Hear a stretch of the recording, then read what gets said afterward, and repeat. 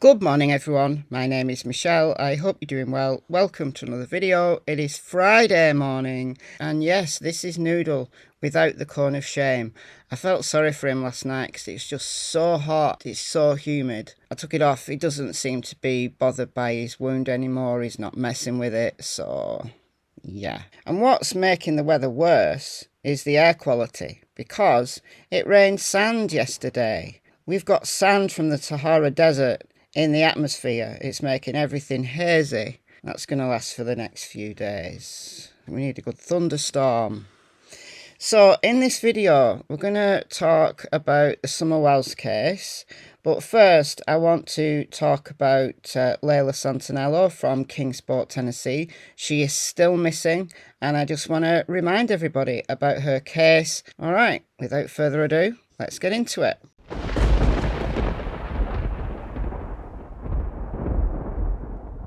So Layla Santanello was 20 years old when she was last seen on June 27th of this year.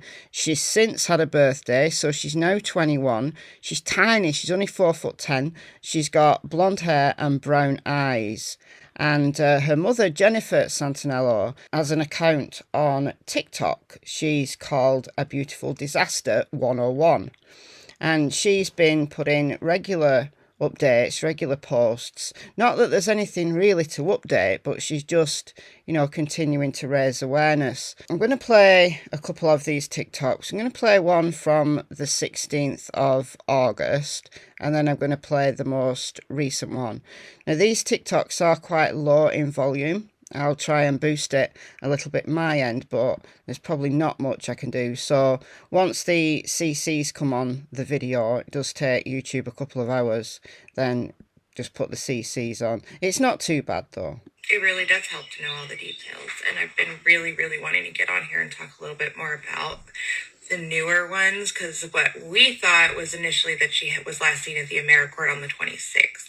But she was seen after that. She left the AmeriCorps in the middle of the night sometime, was seen in the morning by workers at a shipping facility behind the AmeriCorps. She traveled to Greenbelt and ended up at the Marble Slab, where she was offered beverage and food by an incredibly amazing employee there. She told the employee that she was going to go over to Five Below and get her some shoes, and she never made it to Five Below. So, yeah. Those are all the new details. It's all we've got. And that really is all we know. This is the most recent TikTok from Jennifer, and she's responding to a comment. So someone's put here, I feel like someone has known something. I know Kingsport, and it's a small town. I mean, she didn't just vanish. She didn't dissipate into thin air. Someone knows something. I just hope that this gets them to come forward. And that is true. She didn't just vanish, did she? She didn't just vanish at all. So this is where Layla was seen at the AmeriCorps Hotel in Kingsport. So she left here in the middle of the night. She was there June 26th, so middle of the night into June 27th. She left the hotel. She went to a shipping facility. I don't know where that is. But she travelled along the Greenbelt, which is this bit. And then she ended up here on the morning of June 27th at the Marble Slab. And someone there gave her some sustenance. And she was meant to be going to Five Below to get some shoes. And she never made it there. And it's literally round the corner. She was there, and she was going there. What on earth?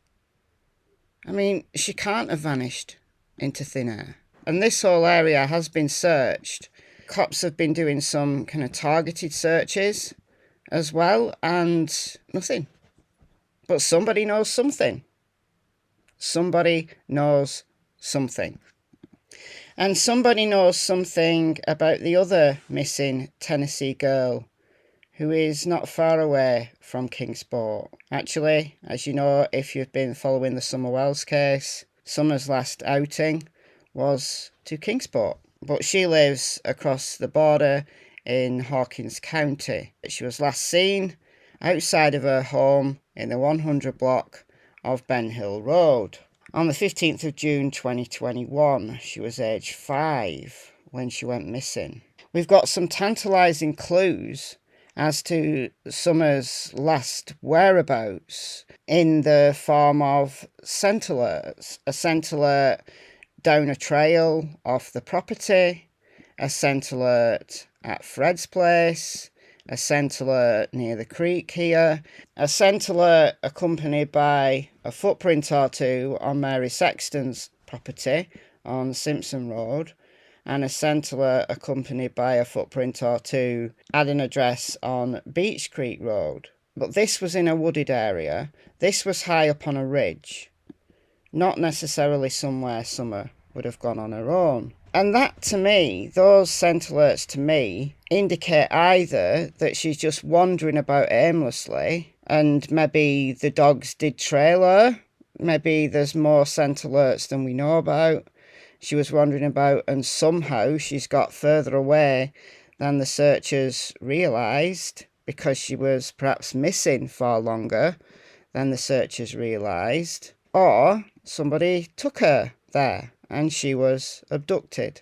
But yet the TBI have said that there's no signs of an abduction, although they're not ruling anything out. And this is what Detective John Pruitt said from the Hawkins County Sheriff's Office in April 2022. The wandering away, sneaking off to go play or whatever she may have done, that is a viable option. People are probably tired of hearing this. All possibilities are on the table. We're not completely eliminating the abduction idea. There's nothing to lead us to believe that we need to focus on that alone. In the height of the search, those on the ground combed through miles of tough, rugged terrain, leaving many to wonder how there was no trace of little Summer. She was like 3 foot, 40 pounds. It would be a lot easier for her to get through some of the foliage. She's lower to the ground, smaller body, a lot more flexible. Along with the ground search, Pruitt says investigators have poured through data. We have gone through reams and reams of data. We've collected statements. We've chased down every credible lead that has been given to us. And we are still not much further along than when we started. Surveillance videos, GPS locations, cell phone tracking, cell phone data, electronic data, anything that we could think of to get our hands on. There's no reason why they should focus on the abduction scenario alone. A lot of what Detective John Pruitt said was focused around her going missing, just wandering away. But why, if there are all these scent alerts, is law enforcement reading between the lines? It appears that their number one theory is that she just wandered away. But what signs would there be of an abduction? Abductors don't leave calling cards. They don't leave an itinerary, do they? If there's no witnesses, there's no blood. If the scream that Jodie Sue Brown, who was in her cabin right here on June 15th, 2021, she heard a scream between 4:30 and 4:42. Sheriff Ronnie Lawson said that's unfounded. So we can't include that either. But apparently, a number of people have said this, is that there's a camera here. Right here. On this house.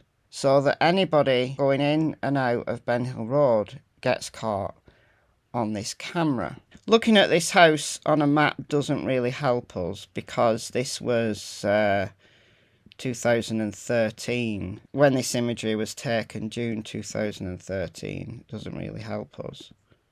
But if there's a camera on the corner here, I don't know whether that's a camera or a light, then any vehicle going in and out of Ben Hill Road, which is just here, is going to get caught. So what about the Toyota Tacoma that the TBI has asked people to look out for, that has never been found? Was that seen on the same camera? Because according to the TBI, that was seen by a worker. Also, it's been said that law enforcement know that Candice left the hill twice because of that camera.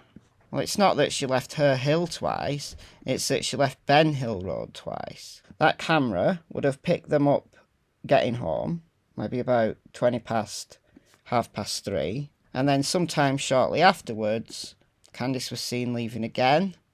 And then she was seen leaving again. We know she left shortly after 6 because she was seen by a number of people. She went down to Carmel Church, which is right down here.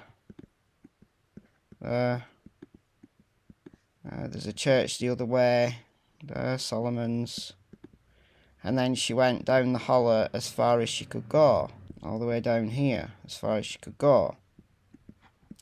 Fred Hill's friend, Chad Arnold, saw her on Fred's driveway. So 165, 167 or 207, those are Fred's places. Chad Arnold saw her there sometime after 4:30. Not necessarily at 4:30. We just know that Fred had gone around 3:30 to be at the breaker's yard for 4. Chad Arnold was there apparently after 4:30. So sometime between 4:30 and 6, he saw Candice there. Now, was this to, as some people said, drop off drugs? They knew someone was missing. They knew they would have to call the cops, so get rid of all the drugs. Was that what Candice was doing down there? Left him at Fred's? Is that why Dom went back at night to get them back? We can only speculate, but that is what is being said right now. Is it that law enforcement don't believe someone was abducted because they didn't see any strange vehicles going in to Ben Hill Road? It's a dead end. Yes, you can get right up into the mountain, but you have to do it on foot or on horseback, or an ATV might get you up there.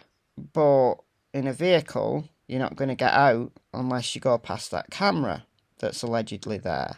So is that why TBI don't feel that someone was abducted? Is that why Detective John Pruitt said they believe that Summer is close by, that she hasn't been taken out of the area? He says the investigation has led to the continued thought that if Summer is found, it will be nearby.